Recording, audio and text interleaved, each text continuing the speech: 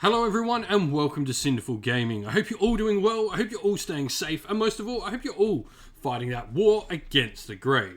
Today's video we're going to talk Start Collecting Elder Scrolls Call to Arms. Today we're going to take a look at the Adventurers Followers box set and see how we can use this box set to create a warband of the Adventurers faction in the game.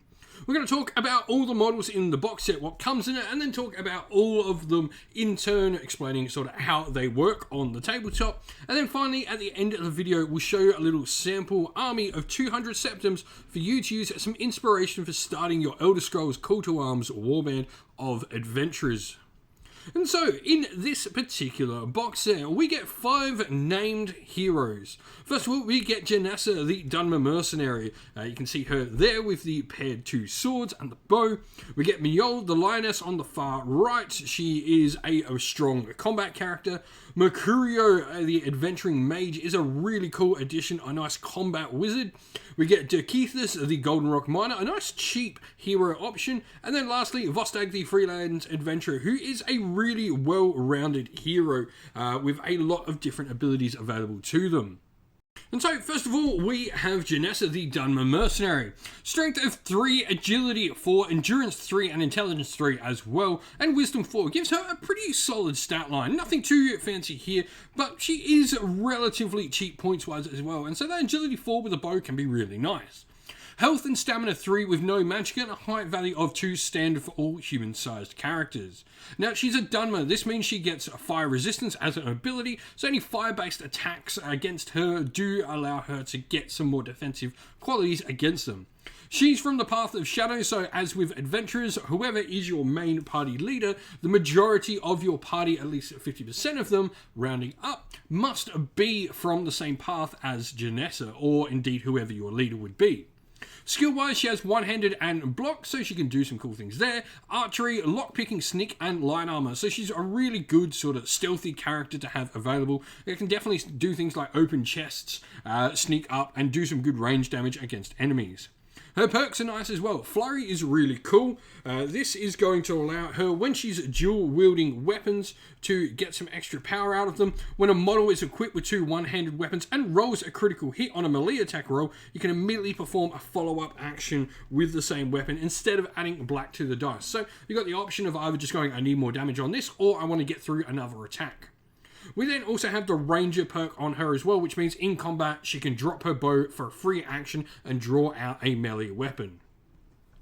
Now, she also has her own special ability called Blade and Shadow, where all one-handed weapons she is equipped with will get in the lightweight keyword. This means she'll never suffer penalties for dual-wielding one-handed weapons. And then we have Mjol, the lioness. Now, she is an absolute combat monster. So, first of all, we have a strength of 5, which is just really, really solid, and endurance 4 on there as well, along with wisdom 4 as well, which is really nice. We got agility 3, which is not too bad, but intelligence 2 is probably where she lacks. We've got health of 4 and stamina of 3 as well, some good solid stats for getting stuck in. Now, she's a Nord, so this does mean she gains frost resistance, and then she's from the Path of Might. Skill-wise, she has one-handed, two-handed, block, and archery, so a good variety of weapon options available to her. And then she has heavy armor as her only armor slot. This will be the only skill she can take, so she has to wear heavy armor or no armor at all. Perks-wise, she has Bladesman. This allows her to add a green dice whenever she's using any type of sword weapon. And then Warmaster allows her to disregard the additional cost for power attacks for weapons with the cumbersome keyword. So really, really good stuff there. She's not having to spend as much to get attacks off and power attacks. She gets bonuses to swords and all of that, so some nice bonuses for her. Now, she also has her own special ability called Stubborn as well, where Mjol can add a green to all morale checks she is required to make. Moving on to our wizard, we have Mercurio, the adventuring mage. I really like Mercurio. Now, he can be a little bit flimsy, but he can pack out an absolute punch as well. Strength, agility, endurance 3, along with wisdom 3, but intelligence of 5, making him a really good spellcaster. He's only got 2 health, which is a little bit of a worry, and his stamina is 3, but he has 5 magicka there as well.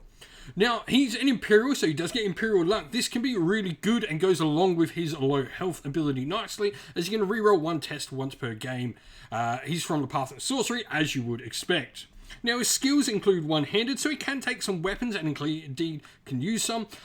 Sneak is there as well, which is a nice little additional power. Destruction, Alteration, and Restoration bring some nice magical powers, both offensive and defensive, and even some good support abilities as well.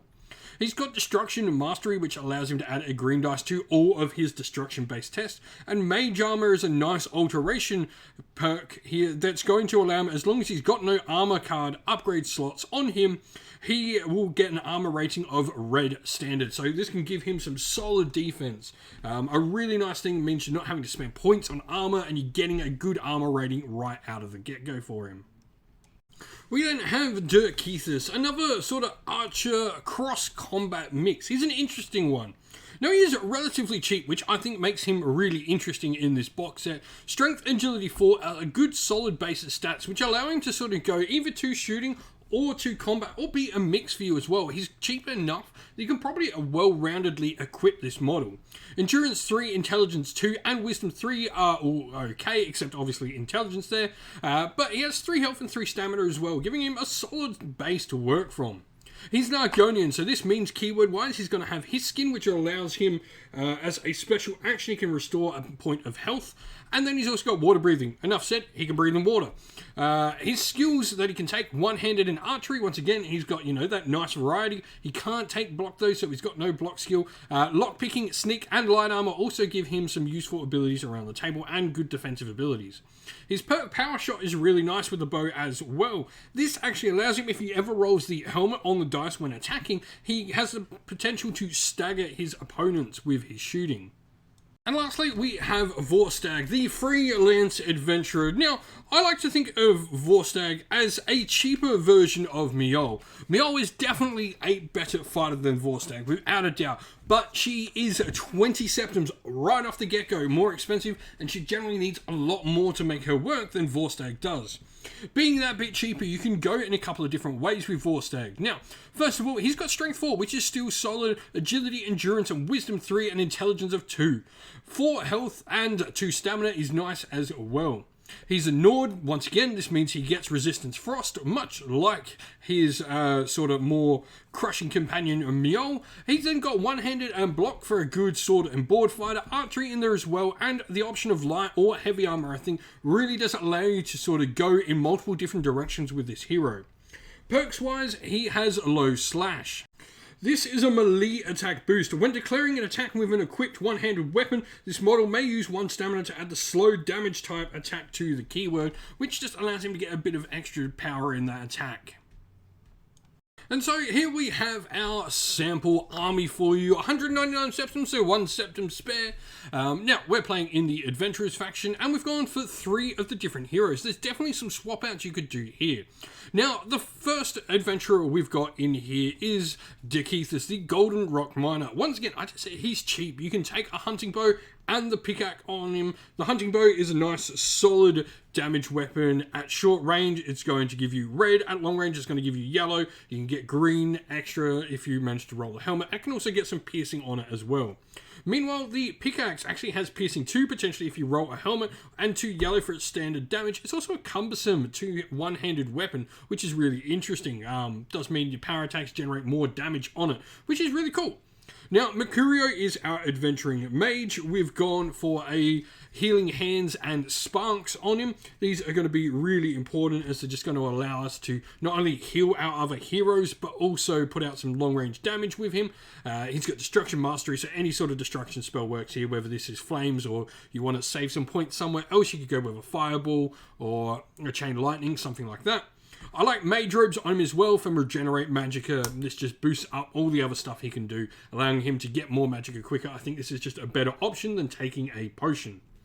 Lastly, we have Mjol the Lioness, who will be our party's champion. She's gone with Banded Iron Armor, which is a red for defense, but it also ignores a point of pierce, which is really cool. And then we've got Grimsever on her. This is her special sword. We've chosen not to go with a 2-handed weapon this time.